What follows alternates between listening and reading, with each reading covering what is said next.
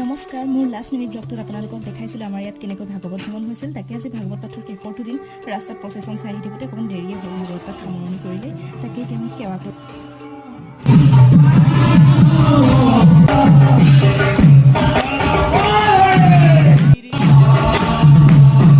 আৰু এয়া আছিলে ভাগৱত সামৰণিৰ নাম। সকলোৱে পূৰা ফূৰ্তিৰে নাম গাইছে, আমিও গাইছোঁ, বহুত বেছি ভাল লাগিছিলে।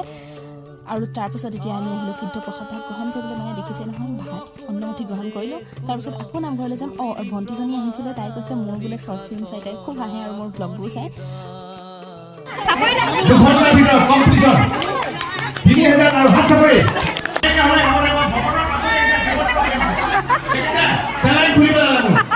ভকত শুশ্ৰূষা কৰিছে।